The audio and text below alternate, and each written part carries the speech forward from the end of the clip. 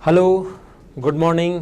मैं Pavan Rao, maths with Pavan Rao YouTube channel पर आज आप लोगों को पढ़ाने वाला हूँ पिरामिड के बारे में। एक आसान सा छोटा सा पॉइंट पिरामिड। अगर आप लोग इसका बेसिक अच्छे से समझ गए तो मान लीजिए क्वेश्चन आप लोगों का 8, 10, 12, 15 सेकंड का भी नहीं है। और अगर आप लोग नहीं समझ पाए इसका बेसिक तो थोड़ी आप लोगों को प्रॉब्लम आएगी। तो हम लोग आज की क्लास में पढ़ने वाले हैं पिरामिड या पिरामिड के बारे में।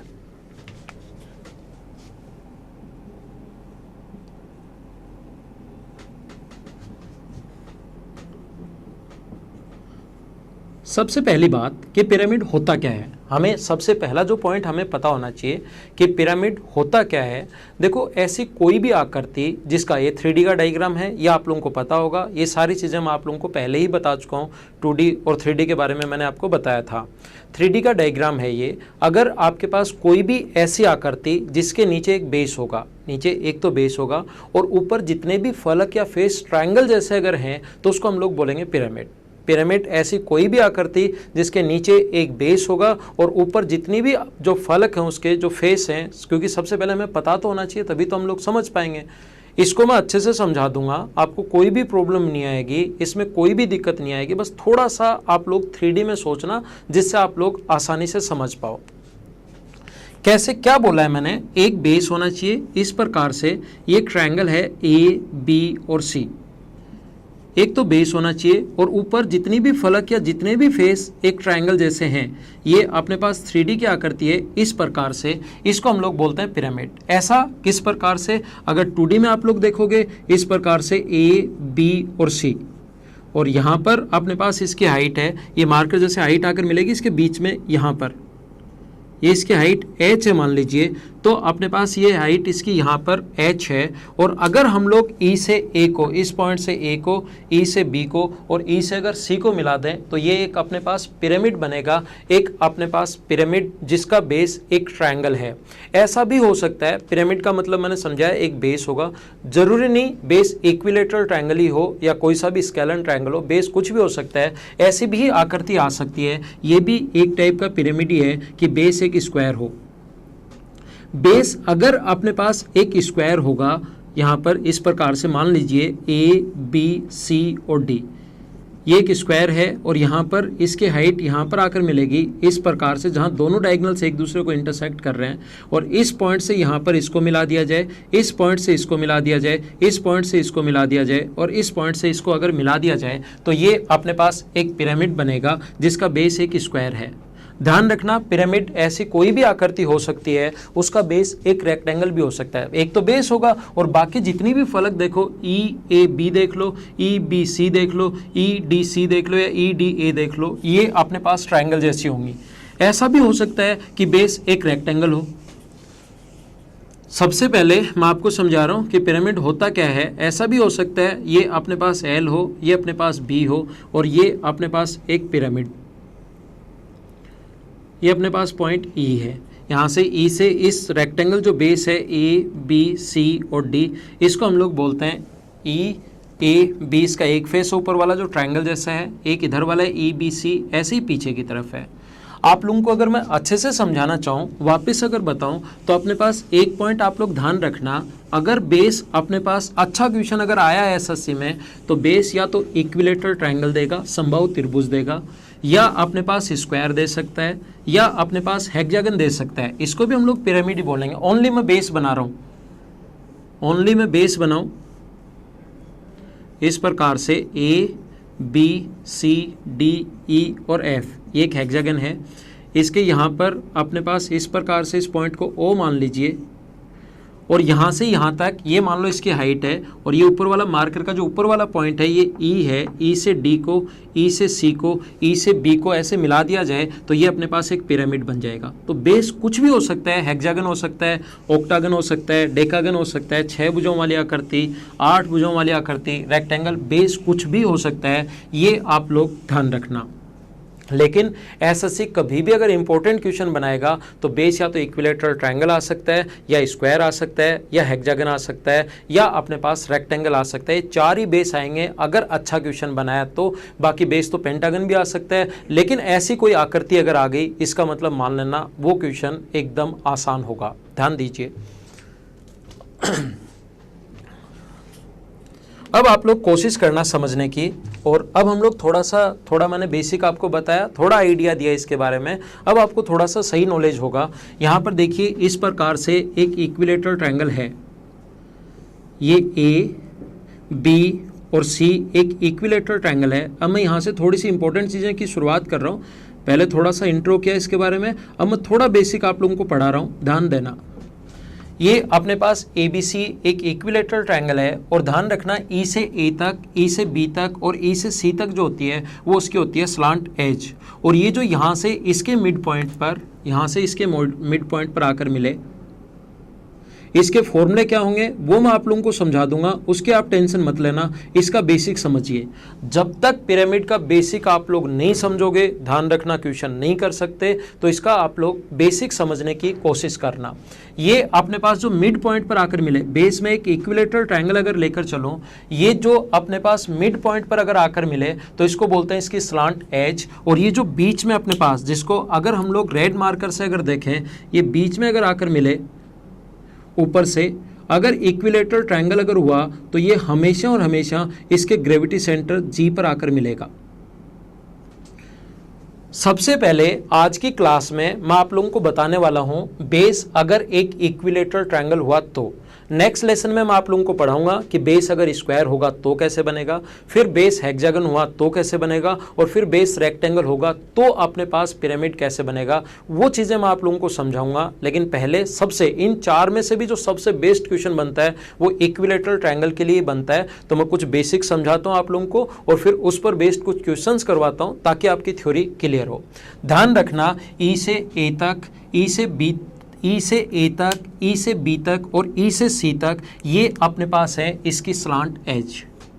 मैं कंप्लीट आपको पूरा बेसिक के साथ समझा रहा हूँ, सब कुछ क्या होता है एकदम शुरुआत कर रहा हूँ जीरो से। हिंदी और इंग्लिश में कोई प्रॉब्लम नहीं आएगी, मैं दोनों लैंग्वेज में साथ लेकर चलूँगा। इसको बोलते हैं तीनों को, ई से ए तक, ई से बी तक या ई से सी तक, इसको बोलते हैं हम लोग स्लांट एज। और ये जो यहाँ से इसके मिड पॉइंट पर, इसके मिड पॉइंट पर या उसके मिड पॉइंट पर जो जाकर मिले, इसको बोलते हैं हम लोग इसकी स्लांट हाइट। ये जो ब्लू कलर में है ये है इसकी स्लांट हाइट। तिर्यक या तिरछी बात एक ही है, ध्यान रखना, तिरछी ऊंचाई या तिर्यक ऊंचाई। और ये जो मेन रेड कलर में है, जो अगर इक्विलेटरल ट्रायंगल अगर हुआ तो नीचे यहां पर आकर मिलेगी ये जी पर, और ये है इसकी मेन हाइट। साथ साथ आप लोग नोट्स बनाते चलना, क्योंकि इस टाइप से ना तो आपको किसी बुक में मिलेगा और ना ही किसी आप लोगों को नोट्स में मिलेगा। जिस टाइप से मैं आप लोगों को पढ़ा रहा हूँ किसी भी बुक में या किसी भी नोट्स में इतना डीप से नहीं मिलेगा। तो आप लोग साथ साथ अपने नोट्स बनाते चलना। देखिए मैं फिर से एक पॉइंट समझा रहा हूँ, मैंने कहा है मैं थोड़ा सा स्लो चलूँगा लेकिन फिर आप लोगों को अच्छे से समझ में आएगा। ये ट्रायंगल है ए बी और सी, ये इसका ग्रेविटी सेंटर है जी, और यहाँ से इस प्रकार से ई से ए तक, ये पॉइंट ई है ऊपर वाला, 3D में अगर देखोगे तो ई से ए तक, ई से बी तक और ई से सी तक इसकी स्लांट एज अपने पास स्लांट एज हैं, तिर्यक कोर हैं। ये इसके मिड पॉइंट पर, इसके मिड पॉइंट पर या इधर वाले के मिड पॉइंट पर अगर आकर मिले तो ये है इसकी स्लांट हाइट। और ये जो रेड कलर में डायरेक्ट आपको ई से जी तक दिखाई दे रहा है ये है इसकी मेन हाइट। अगर मैं और अच्छे शब्दों में और सही तरीके से अगर बनाना चाहूँ तो आप लोग जिस भी रूम में रह रहे हो, जहाँ पर रह रहे हो, जिस भी रूम में रह रहे हो, वो एक स्क्वायर जैसा होगा और उसका जो फैन है वो ऊपर कहीं पर बीच में लगा हुआ होगा। तो ये जो फर्श के चार कोने हैं, फर्श के जो चार, क्योंकि इसको 3D में आपको अच्छे से समझना पड़ेगा तभी आप लोग इसके क्वेश्चंस के अप्रोच कर पाओगे। अच्छे से अगर आपके पिक्चर नहीं बनेगी तो फिर इसमें जो अच्छा क्वेश्चन, अगर एक लेवल का क्वेश्चन आया उसमें आप लोग अप्रोच नहीं लगा पाओगे। और ध्यान रखना, पिरामिड थोड़ा आसान, प्रिज्म एकदम आसान है, जैसा मैं पहले पढ़ा चुका हूँ। पिरामिड थोड़ा सा आपके लिए आसान नहीं रहेगा। पहले एक बार मैं आपको समझा रहा हूँ और कुछ क्वेश्चंस कराऊंगा, दूसरा वीडियो में क्वेश्चंस कराऊंगा, तीसरे में अच्छे से समझ में आना शुरू होगा। तो वीडियो को आप लोग 2-3 बार देखना। जिस भी रूम में आप लोग रह रहे हो उसका फर्श अगर एक स्क्वायर जैसा है वो रूम, उसके फर्श के जो चार कोने हैं उन चारों कोनों से एक एक रस्सी अगर फैन पर बांध दी जाए तो ये जो 4 रस्सियां होंगी फैन से चारों कोनों पर, इसको बोलेंगे हम लोग स्लांट एज। जैसे यहाँ ट्रायंगल है, स्लांट एज होंगे और उसका बेस एक स्क्वायर होगा। दूसरा, फैन से एक रस्सी अगर डायरेक्ट नीचे की तरफ बांध दी जाए उसको हम लोग बोलेंगे इसकी मेन हाइट, इसको ऊंचाई, जो यहाँ पर रेड में आप लोगों को दिखाई गई है। और अगर हम लोग ये जो अपने पास दीवार है, जो 2 कोने फर्श के, उनके बीच का कोई पॉइंट, जो 4 कोने हैं तो 2 कोने हैं, इसके बीच में नीचे जो पॉइंट है उससे रस्सी बांध दी जाए किधर भी, तो इसको बोलेंगे स्लांट हाइट। ये इसके नाम होते हैं। कम से कम ये पहला पॉइंट आप लोगों को याद होना चाहिए। स्लांट हाइट को मैं हमेशा एल से दिखाऊंगा। स्लांट हाइट जो होगी उसको हम लोग हमेशा देखेंगे एल से, और जो अपने पास मेन हाइट होगी उसको हम लोग देखेंगे एच से। जो मेन हाइट है यहाँ पर, इसको मैं आप लोगों को बताऊंगा हमेशा एच से। ध्यान देना, इसके सबसे पहली बात, इसके कुछ फॉर्मूले, पहले हम लोग फॉर्मूले देखते हैं और उसके बाद उस पर बेस्ड क्वेश्चंस करते हैं, और इसका कुछ छोटे मोटे 2-3 इंपॉर्टेंट पॉइंट हैं वो आपको समझाने की कोशिश करूंगा। ये डायग्राम बना लो, ये नाम याद होने चाहिए। सबसे पहले कंप्लीट चीज़ें अगर पढ़नी आप लोगों को तो साथ साथ नोट्स बनाते चलना। जिस टाइप से मैं पढ़ा रहा हूँ किसी भी बुक में या किसी भी नोट्स में आप लोगों को नहीं मिलेगा, ध्यान दो।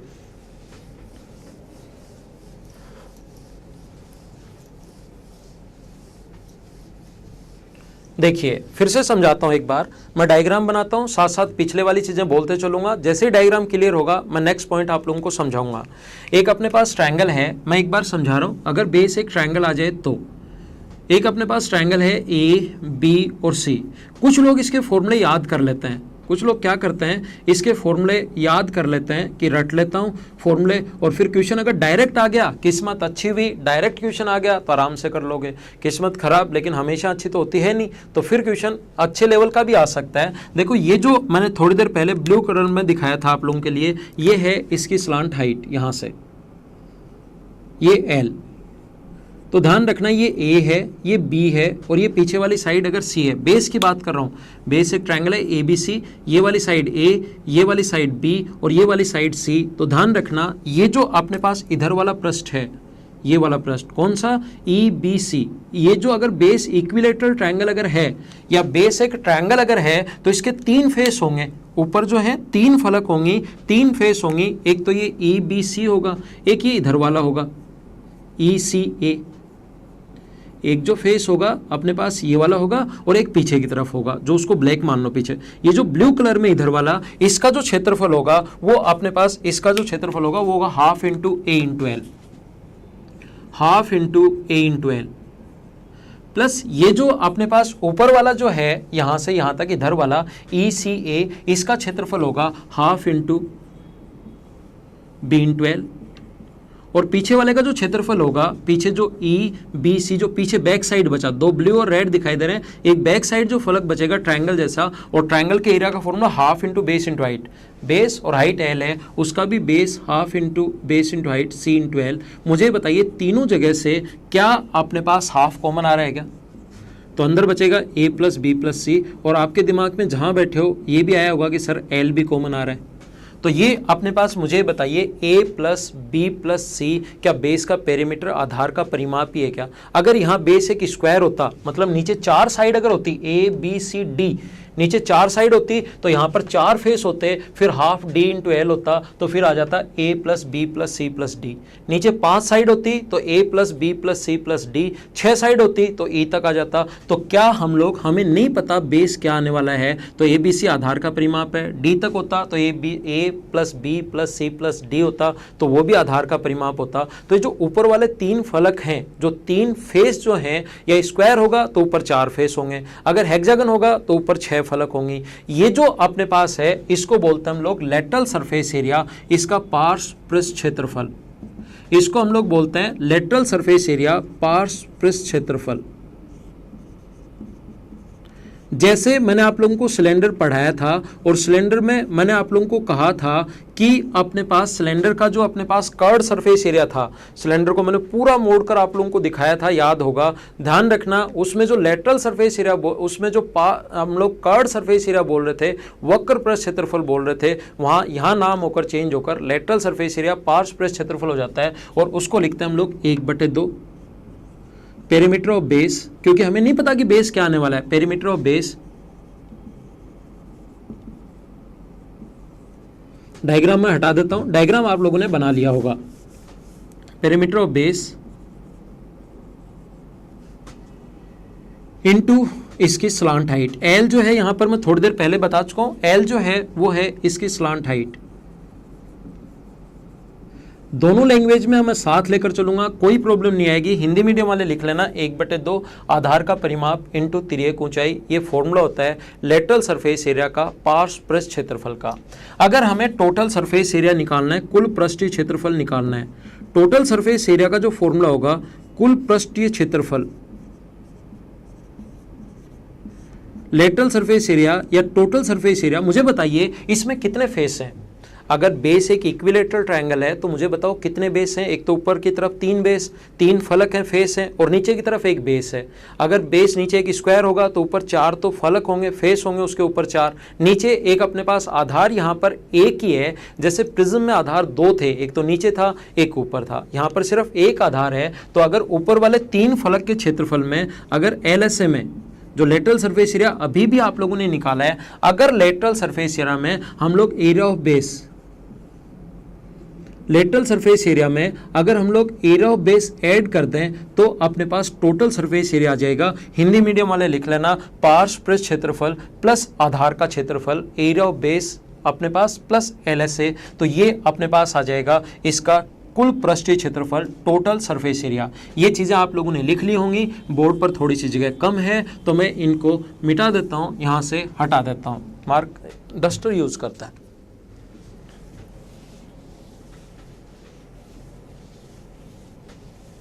इसके वॉल्यूम का जो फॉर्मूला होता है, इसके वॉल्यूम या आयतन का फॉर्मूला, इसके वॉल्यूम या आयतन का फॉर्मूला होगा आधार का क्षेत्रफल area of base into height, area of base into height. आधार का क्षेत्र अपने पास वॉल्यूम आयतन का फॉर्मूला होता है, हिंदी मीडियम वाले लिख सकते हैं आधार का क्षेत्रफल इनटू ऊंचाई। यहाँ स्लांट हाइट नहीं होता, ध्यान रखना। जो इसकी मेन हाइट रेड कलर में मैंने शुरुआत में लिखवाई थी वो मेन हाइट होती है। ये 3 फॉर्मूले आपके लिए, वॉल्यूम का, लेटरल सरफेस एरिया का और टोटल सरफेस एरिया का, 3 फॉर्मूले आपके लिए इंपॉर्टेंट है। ये तो याद होना ही चाहिए। मैं बार बार ये एरिया ऑफ बेस क्यों लिखवा रहा हूँ, मैं बार बार ये पेरीमीटर ऑफ बेस क्यों लिखवा रहा हूँ, क्योंकि मुझे नहीं पता, आपको भी नहीं पता कि बेस क्या आने वाला है। बेस इक्विलेटरल ट्रायंगल भी हो सकता है, बेस हेक्सागन भी हो सकता है, बेस कुछ भी हो सकता है। तो जो बेस आए, आपको लगे कि बेस इक्विलेटरल ट्रायंगल है तो √3/4 इंटू साइड स्क्वायर लिख देना। आप लोगों को लगे कि बेस एक हेक्सागन है तो 6 इंटू √3/4 इंटू साइड स्क्वायर, क्षेत्रफल का फॉर्मूला मैं आप लोगों को पहले समझा चुका हूं। अगर अपने पास इस प्रकार से है, बेस अगर एक स्क्वायर है तो स्क्वायर के जो एरिया होता है अपने पास साइड स्क्वायर, वो आप लोग लिख देना।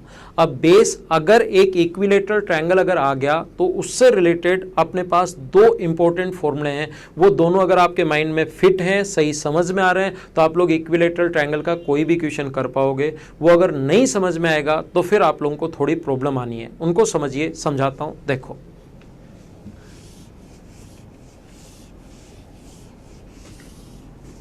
पहले मैं आप लोगों को पढ़ा रहा हूं कि बेस इक्विलेटरल ट्रायंगल अगर आपके सामने आ जाए, और सबसे अच्छा क्वेश्चन SSC अगर बनाएगा इसमें तो इक्विलेटरल ट्रायंगल का ही। बाकी इस चैनल पर तो मैं आप लोगों को स्क्वायर आ जाए, हेक्सागन आ जाए, ऑक्टागन आ जाए, पैरेललोग्राम आ जाए, रोम्बस आ जाए, कुछ भी आ जाए, वो सारी आकृतियां मैं आप लोगों को समझाऊंगा। लेकिन अभी हम लोग एक बार समझ रहे हैं, और इनके सभी को अलग अलग जब आप लोग पढ़ोगे अच्छे से तो सारे पॉइंट्स आपको सही से क्लियर हो जाएंगे, कोई भी प्रॉब्लम आपको नहीं आएगी। देखो ध्यान देना, ये बेस अगर एक इक्विलेटरल ट्रायंगल है, और ये इंपॉर्टेंट है, पूरा ध्यान बोर्ड पर रखिए आप लोग, बहुत ज्यादा इंपॉर्टेंट है।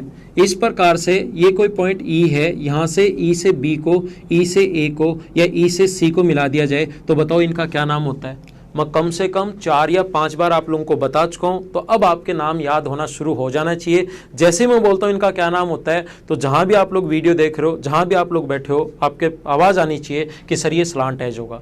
अगर ऐसे मेरे साथ बातें करके, एक दूसरे से बातें करके नहीं, वो तो मैं क्लास में भी नहीं करने देता। ध्यान रखना, अगर मेरे साथ ऐसे बातें करके पढ़ोगे तो ये चीज़ें याद भी होंगी, आसानी से समझ में भी आएगा, प्रॉब्लम भी नहीं आएगी। तो ध्यान रखना, E से B तक, E से C तक और E से A तक क्या है, स्लांट एज है, तिर्यक कोर है। और अगर हम लोग यहां से इसको मिला दें, बेस ध्यान रखना ABC एक इक्विलेटरल ट्रायंगल है, यहां से इसको अगर मिला दें, नॉर्मली इसका जो नाम, जो ब्लू कलर में आप लोगों को दिखा रहा हूं, इसका नाम हम लोग दे लेते हैं यहां पर D। और ये जो मेन हाइट यहाँ पर आकर मिले, बेस यहाँ पर इस प्रकार से है, और मेन हाइट को अगर हम लोग रेड कलर में दिखाएं, यहाँ से यहाँ तक मेन हाइट को यहाँ से मैं रेड कलर में अगर दिखाऊं, तो एक बार कोशिश करना सभी लोग समझने की। मैंने कहा है इंपॉर्टेंट पॉइंट्स चल रहे हैं बहुत। ये अपने पास स्लांट हाइट है और ये अपने पास इसकी मेन हाइट है। ध्यान देना, मेन हाइट जो बेस पर आकर इस प्रकार से अगर मैं बताऊं आप लोगों को, यहाँ पर ये ट्रायंगल है ए बी और सी, रेड में ही बना दिया कोई बात नहीं, ये ट्रायंगल है ए बी सी, ये इसका ग्रेविटी सेंटर है यहाँ पर जी, और ये अपने पास पॉइंट है ई। तो जो हाइट होगी यहाँ पर इस प्रकार से मार्कर है, ये जो हाइट होगी इस प्रकार से, तो ये 90 डिग्री का कोण। और ध्यान रखना इसके अंदर जो एक कोण बनता है यहाँ से यहाँ तक, ये जो ट्रायंगल बनता है अंदर, वो एक राइट एंगल ट्रायंगल बनता है, एक समकोण त्रिभुज बनता है ये वाला। कौन सा ट्रायंगल? ई जी डी, अंदर यहाँ से पॉइंट ई जी और डी, ई जी और डी, ये जो पॉइंट बनता है ये एक राइट एंगल ट्रायंगल बनता है। और राइट एंगल ट्रायंगल जब बनता है तो राइट एंगल ट्रायंगल के एरिया का जो फॉर्मूला होता है वो राइट एंगल ट्रायंगल में पाइथागोरस थ्योरम का जो फॉर्मूला होगा, अगर आप लोग एच स्क्वायर में 90 डिग्री के सामने कर्ण है, अगर एच स्क्वायर में डी जी का स्क्वायर प्लस करोगे, अगर आप लोग एच स्क्वायर में डी जी का स्क्वायर अगर प्लस करोगे तो अपने पास स्लांट हाइट का स्क्वायर आ जाएगा, एल का स्क्वायर आ जाएगा। पहला फॉर्मूला, इंपॉर्टेंट फॉर्मूला आप लोग याद रखना। बेस अगर इक्विलेटरल ट्रायंगल अगर आ जाए और उस पर बेस्ड एसएससी बहुत अच्छे क्वेश्चन अगर पूछे तो इससे रिलेटेड 2 पॉइंट्स आप लोग याद रखना। देखो, अगर हम लोग हाइट के स्क्वायर में डीजी का स्क्वायर प्लस कर दें तो स्लांट हाइट का स्क्वायर आएगा, और इधर भी ये कोण 90 डिग्री होगा। और मुझे बताओ, हाइट के स्क्वायर में जीए का स्क्वायर प्लस कर दें तो ईए का स्क्वायर और क्या स्लांट एज का स्क्वायर आ जाएगा क्या? दूसरा पॉइंट ध्यान रखना, हाइट के स्क्वायर में उधर वाला अगर जी ए का स्क्वायर, जी से ए तक का स्क्वायर अगर प्लस कर दें तो ये अपने पास स्लांट एज का स्क्वायर आ जाएगा, तिर्यक किनारे का स्क्वायर आ जाएगा, तिर्यक कोर का स्क्वायर आ जाएगा। ये 2 फॉर्मूले तो ये ध्यान रखना है। अगर बेस एक इक्विलेटरल ट्रायंगल है तो समझ पा रहे हो या नहीं समझ पा रहे हो? फिर समझाता हूँ, अगर किसी के कम समझ में आया।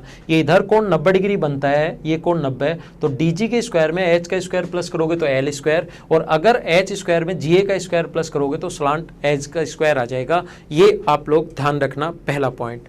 दूसरा, आप लोग एक पॉइंट ये ध्यान रखना, मैं आप लोगों को समझाता हूँ, मैं आप लोगों को बताता हूँ। देखो, इधर ध्यान दो बोर्ड पर, और मार्कर से, ताकि आपको 3D में पूरा क्लियर हो, मैं मार्कर से समझाता हूँ। क्लास में भी मैं स्टूडेंट्स को ऐसे ही समझाता हूँ, जैसे आप लोगों को समझा रहा हूँ ऐसे ही क्लास में भी मैं समझाता हूँ। बहुत सारे स्टूडेंट जो चैनल देख रहे हैं वो मुझसे पढ़े हुए भी होंगे, आप लोगों को ये चीज़ें याद होंगी। ये जो पॉइंट अपने पास बी से सी, ये वाला जो पॉइंट है ये मार्कर बी से सी है, इसके सामने डी ए है। अगर ये सामने डी ई हो, ये डी ए है, डी रेड वाला मार्कर जो है अपने पास ऐसे अपने पास इस प्रकार से, ये यहाँ से यहाँ तक हाइट है। मुझे बताइए, ये इस प्रकार से मार्कर आगे की तरफ झुका हुआ है, तो क्या डी ए के साथ यहाँ पर कोण 90 इधर वाला है, क्या ये कोण 90 डिग्री और होगा क्या? एक ट्रायंगल में 2 कोण 90 हो ही नहीं सकते। ये यहाँ पर इस सामने वाले के साथ तो 90 डिग्री, रेड वाला मार्कर डी ई है, ये अपने पास डी ए है, ये सामने वाले के साथ तो 90 डिग्री का कोण नहीं बना सकता। लेकिन डी ए को अगर मैं हटा दूं सामने से, ये बी सी अगर बचा अपने पास, ये बी सी बचा, ये अपने पास ई डी है, तो मुझे बताइए इसको कितना भी झुका लो, साथ वाले के साथ 90 डिग्री का कोण बनाएगा। तो ये जो ब्लू वाली जो लाइन यहाँ पर ब्लैक वाले के साथ आकर आ रही है, सामने ब्लू और ब्लू नहीं, ये जो ब्लू वाली लाइन यहाँ पर इसको आ रही है, तो ये कोण अपने पास 90 डिग्री बनता है। और ये मिड पॉइंट है, ये साइड का आधा है, बेस की जो साइड है उसका आधा है, डी से सी तक। तो ध्यान रखना, एल के स्क्वायर में अगर साइड बाई 2 का स्क्वायर, एल के स्क्वायर में अगर साइड बाई 2 का स्क्वायर आप लोग प्लस करोगे तो ये अपने पास स्लांट एज का स्क्वायर आ जाएगा। स्लांट एज का स्क्वायर निकालने के 2 तरीके हैं, हाइट आ जाए तो कैसे निकालोगे और स्लांट हाइट आ जाए तो कैसे निकालोगे। ये बहुत ज़्यादा इंपॉर्टेंट है आपके लिए, इसको आप लोग याद रखना। 3 फॉर्मूले जो बेसिक हैं वो तो हर में ही लग जाएंगे। LSA 1/2 आधार का परिमाप into slant height, total surface area LSA में आधार का क्षेत्रफल ऐड कर देंगे। वॉल्यूम का फॉर्मूला 1/3 आधार का क्षेत्रफल इंटू ऊंचाई, वॉल्यूम का formula area of base into height, उसके साथ 1/3 से मैंने इंटू एरिया का वॉल्यूम का फॉर्मूला फिर लिख देता हूँ, कहीं गलती अगर हो गई है मुझसे तो फिर चेक कर लेना। 1/3 आधार का क्षेत्रफल इंटू ऊंचाई, वॉल्यूम का फॉर्मूला। 3 फॉर्मूले मैंने बताए थे, उसके अलावा 3 फॉर्मूले ये अपने लिए इंपॉर्टेंट हैं। हाइट का स्क्वायर बराबर डीजी का स्क्वायर प्लस एल का स्क्वायर, एच स्क्वायर में अगर DG का स्क्वायर प्लस करोगे तो L का स्क्वायर, और उधर वाला स्क्वायर प्लस करोगे तो स्लांट एज का स्क्वायर, और स्लांट हाइट के स्क्वायर में साइड बाय 2 का स्क्वायर प्लस करोगे। मैं बनाकर आप लोगों के लिए दिखा देता हूँ इस प्रकार से एक डायग्राम, और इस लाइन के लिए ये जो ब्लू वाला है ना, इसके लिए मैं बनाकर बता देता हूँ। और इन पॉइंट्स को आपको समझना ही पड़ेगा अगर आप लोगों को पिरामिड अच्छे से पढ़ना है तो। बहुत ज़्यादा इंपॉर्टेंट है, आसान भी है आप लोगों के लिए। अगर एक बार समझ में आ गया, एक बार माइंड में सेट हो गया, और फिर आप लोग इसको आसानी से सोल्व कर लोगे। ये पॉइंट ई है, ये पॉइंट यहाँ से अपने पास ई है, और ये जो इसको ब्लू से मैं आपको लिए दिखाता हूँ, ये यहाँ से यहाँ तक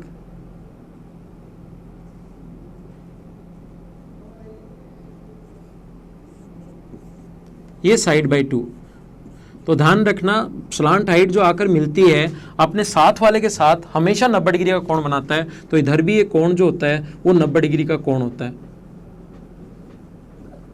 इस ट्रायंगल EDC में, ये ट्रायंगल EDC की बात हुई, ट्रायंगल EDC में इस प्रकार से अपने पास ये होता है। और ऊपर वाले ये जो दोनों पॉइंट हैं, ये ट्रायंगल था EGD, ये तो ऊपर वाला जो पॉइंट था ये तो ट्रायंगल EGD के लिए था, और नीचे वाला ये जो पॉइंट है वो ट्रायंगल EGA के लिए है। जस्ट पहले वाला डायग्राम आप लोग देख सकते हो।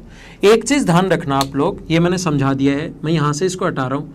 एक पॉइंट ध्यान रखना आप लोग, जो हाइट आकर मिलती है, जो रेड कलर में मैंने थोड़ी देर पहले समझाई थी, जो हाइट यहाँ पर आकर मिलती है वो हमेशा, अगर इक्विलेटरल ट्रायंगल अगर हुआ तो ग्रेविटी सेंटर G पर आकर मिलेगी। और ध्यान रखना, ग्रेविटी सेंटर G पर आकर मिलेगी तो हाइट के स्क्वायर में GA का स्क्वायर प्लस करोगे तो स्लांट एज का स्क्वायर, जो फॉर्मूला लिखवा दिए हैं दो, ये ध्यान रखना। DG का जो फॉर्मूला है, DG निकालने का, इंपॉर्टेंट है ये भी, DG निकालने का जो फॉर्मूला होता है वो होता है साइड अपॉन 2√3, और GA निकालने का जो फॉर्मूला होता है उधर वाली साइड G से A तक, G से A तक, यहां से यहां तक, ये निकालने का जो फॉर्मूला होता है वो होता है साइड अपॉन √3।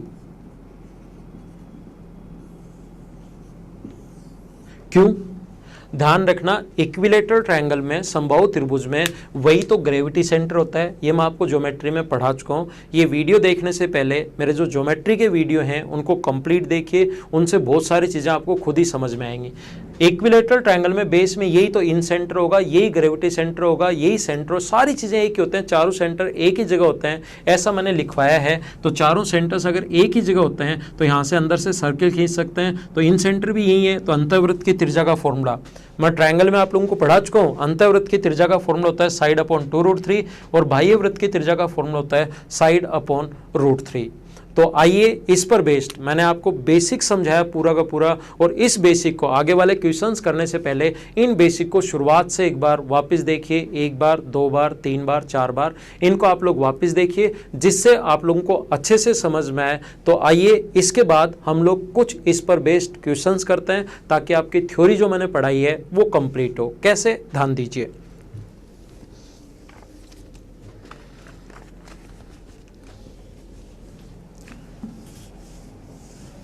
आसान क्वेश्चन करवाता हूं मैं। पहला क्वेश्चन एकदम आसान, फिर धीरे धीरे हम लोग आगे बढ़ते हैं। ये जो थ्योरी पढ़ाई है आप लोगों को, इसको 2-3 बार पढ़ो। मैं बार बार आप लोगों को बता रहा हूँ, किसी भी बुक में या किसी भी नोट्स में या कोई भी आप लोगों को इस टाइप से नहीं पढ़ाएगा। ये सारी चीज़ें मैंने खुद ने तैयार की हैं, तो आप लोग इनको अच्छे से तैयार करना। देखिए अपने पास इस प्रकार से मान लो एक क्वेश्चन, एक आसान सा क्वेश्चन मैं करवाता हूँ।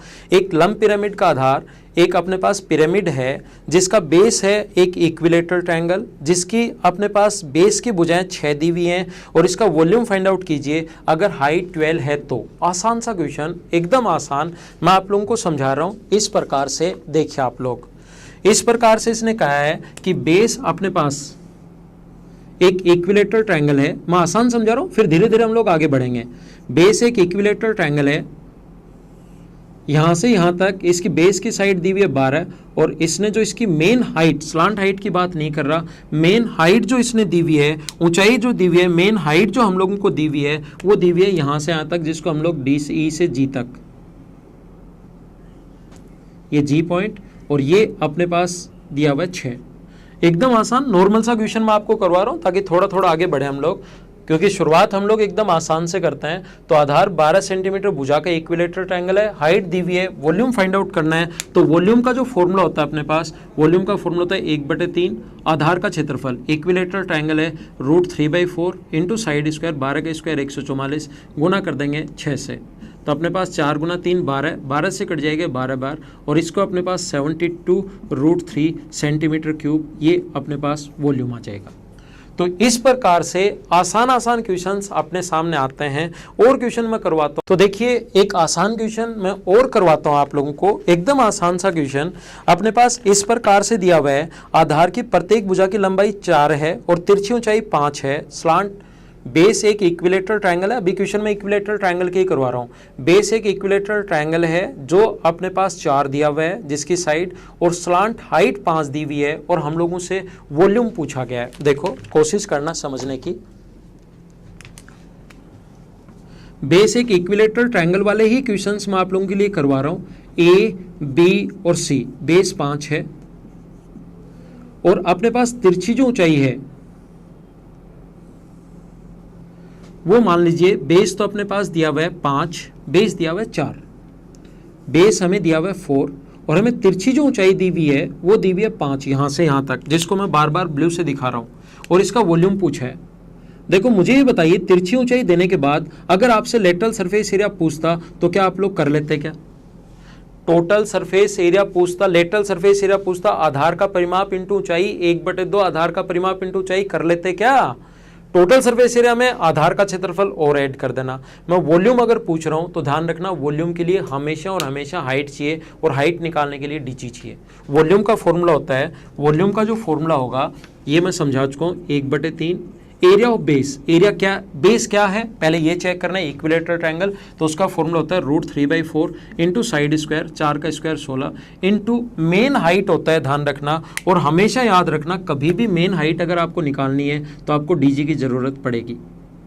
मेन हाइट अगर कभी भी आपको निकालनी है तो आपको डीजी की जरूरत पड़ेगी, और डीजी निकालने का फॉर्मूला मैं आपको पिछली बार बता चुका हूँ। डीजी निकालने का फॉर्मूला जो होता है वो साइड अपॉन 2√3, डीजी निकालने का फॉर्मूला साइड अपॉन 2√3, तो ये आ गया अपने पास 2/√3।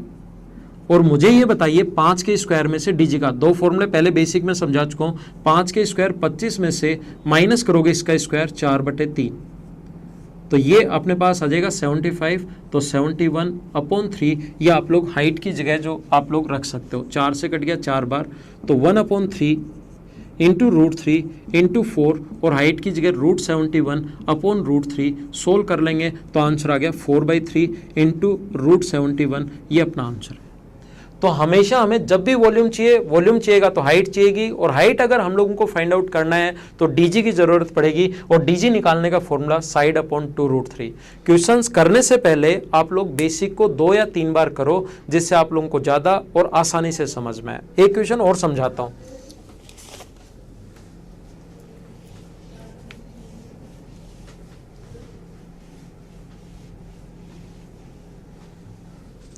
एक क्वेश्चन अपने पास इस प्रकार से है कि एक पिरामिड का आधार जो है वो एक इक्विलेटरल ट्रायंगल है, and which length of each side equals to 10√3 and the total surface area of pyramid is 270√3। देखो मैं सारी चीजें बता देता हूँ, क्वेश्चन में बोल रहा हूँ, आप लोगों को लगेगा कि सर क्वेश्चन हम लोग कहाँ से लें। मैं उस क्वेश्चन को जैसे ही बोल रहा हूँ वो अपने आप में लिख देता हूँ। इसने हम लोगों को दिया हुआ है क्वेश्चन में, एक बेस एक इक्विलेटरल ट्रायंगल है जो हम लोगों को दिया हुआ है, वो इस प्रकार से दिया हुआ है कि बेस एक इक्विलेटरल, जो दिया हुआ है वो चीजें मैं बता रहा हूं। बेस एक समबाहु त्रिभुज है,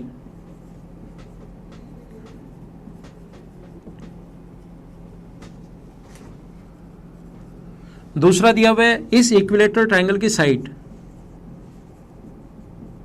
10√3, हिंदी में भी बोल देता हूं आधार समबाहु त्रिभुज, साइड दी हुई है, और इसका टोटल सरफेस एरिया कुल पृष्ठीय क्षेत्रफल दिया हुआ है हम लोगों को 270√3। जो गिवन है क्वेश्चन में वो मैं एक बार आप लोगों के लिए लिख रहा हूं, और हम लोगों से पूछा है व्हाट इज द वॉल्यूम, आयतन ज्ञात कीजिए। तो देखो अब क्वेश्चन आप लोगों ने देख लिया होगा, मैं डायग्राम बनाता हूं और आपके लिए करने की कोशिश करता हूं, समझना।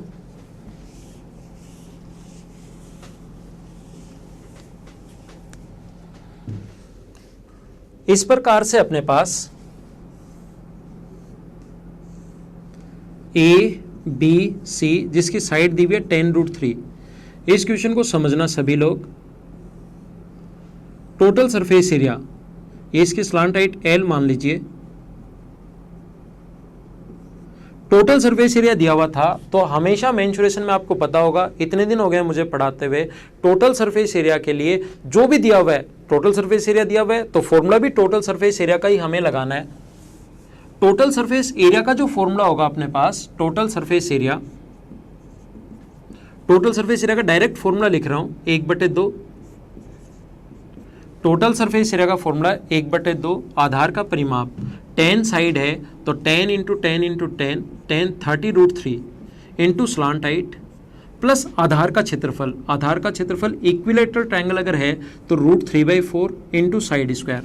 10 का जो स्क्वायर होगा यहाँ पर वो तो होगा अपने पास 100 और √3 का स्क्वायर होगा 3 बराबर टोटल सरफेस एरिया जो आ गया 270√3। बहुत अच्छा क्वेश्चन है, कोशिश करना सभी लोग समझने की। हो सकता है आपको आसानी से समझ में आ जाए अगर आपने इसका बेसिक ठीक ठाक पढ़ा है तो यहां पर अपने पास 4 से कट गया 25 बार,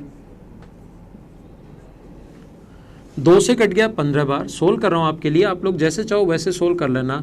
√3l, ये 75√3 उधर जाके माइनस होगा इसमें से तो 195√3 बचेगा। √3 से √3 कट जाएगा और l की जो वैल्यू आएगी 15 से 1 बार और 3 बार, l का मान यहाँ पर आ गया है 13। ये E मान लो, ये D मान लो आप लोग, और L अपने पास 13 आ गया है। मैं पहले ही आप लोगों को 2 या 3 बार बता चुका हूँ, मैं आप लोगों को 2 या 3 बार बता चुका हूं कि वॉल्यूम का जो फॉर्मूला होता है, वॉल्यूम का फॉर्मूला याद होगा, 3 बार बता चुका हूं। वॉल्यूम का फॉर्मूला याद होगा 1/3 आधार का क्षेत्रफल √3/4 इंटू साइड स्क्वायर। ये बार बार √3/4 साइड स्क्वायर इसलिए लिख रहा हूं क्योंकि आधार जो है वो एक इक्विलेटरल ट्रायंगल है और इक्विलेटरल ट्रायंगल का एरिया मैं ट्रायंगल में आप लोगों को समझा चुका हूं। तो ये अपने पास होता है 1/3 √3/4 इंटू साइड स्क्वायर। 10 का स्क्वायर अपने पास 100 है, √3 का स्क्वायर 3 इंटू मेन हाइट होता है, इसकी स्लांट हाइट नहीं होता, ये ध्यान रखना। और मैं जैसे आप लोगों को 2 या 3 बार बता चुका हूं, मैं आप लोगों को पीछे 2 या 3 बार बता चुका हूं कि इस प्रकार से अगर यहां से यहां तक ग्रेविटी सेंटर जी पर आकर मिलेगी इसकी मेन हाइट, और ये बार बार देखोगे, पहला क्वेश्चन देखा, दूसरा, तीसरा, चौथा, और इनको अगर बार बार देखोगे तो ये चीज़ें आपके माइंड में अच्छे से सेट होंगी। मैंने कहा है कभी भी अगर आपको हाइट निकालनी है, स्लांट हाइट तो आ गई आपके पास, अगर आपको हाइट निकालनी है तो आपको डीजी की ज़रूरत पड़ेगी। और मुझे बताओ डीजी का मान क्या बता चुका हूँ, बोलो तो। डीजी का मान मैं आपको बता चुका हूँ, साइड ये है अपॉन 2√3, तो इसकी वैल्यू आ जाएगी 5। डीजी का मान 5 है। मुझे बताओ 13 के स्क्वायर में से डीजी की वैल्यू 5 का स्क्वायर माइनस करोगे तो क्या 12 का स्क्वायर आ जाएगा क्या? ट्रिपलेट्स याद होंगे, 5, 12, 13, तो 13 के स्क्वायर में से 169 में से 25 अगर माइनस करोगे तो अपने पास बचेगा 144 और 144 का रूट होगा 12। तो यहाँ पर h की जगह आप लोग सोल्व करके h की जगह आप लोग 12 रख सकते हो। h का मान 12, तो 4 × 3 12 से 12 कट गया, और क्या अपना आंसर 300√3 सेंटीमीटर क्यूब आ गया है क्या? तो ये जो था अपने पास इस प्रकार से क्वेश्चन, आसान सा क्वेश्चन था जिसको हम लोगों ने सोल्व किया और ये अपना आंसर आ गया। तो आज की क्लास में कुछ क्वेश्चंस मैं और करवाऊंगा, जब जब बेस हेक्सागन आ गया, बेस अगर अपने पास स्क्वायर आ गया, रेक्टेंगल आ गया, उन पर बेस्ड क्वेश्चन चारों के एक साथ भी करवाऊंगा। आज की क्लास में सिर्फ इतना ही, बाकी की चीज़ें हम लोग अपने अगली क्लास में, नेक्स्ट लेसन में मैं आप लोगों को पढ़ाऊंगा। बेस अगर एक स्क्वायर आ जाए तो उस क्वेश्चन को आप लोग कैसे सोल्व करोगे। आज की क्लास में सिर्फ इतना ही। उम्मीद करता हूँ आप लोगों को अच्छा लगा होगा, आप लोगों को समझ में आया होगा। इस पर बेस्ड और भी मैं क्वेश्चंस करवाऊंगा। ये तो थ्योरी क्लियर करवाने के लिए मैं ऐसे आपको नॉर्मल क्वेश्चंस करवा देता हूँ, और अच्छे क्वेश्चंस बाद में मैं करवाने वाला हूँ। तो thank you, bye bye, take care, see you in the next lesson.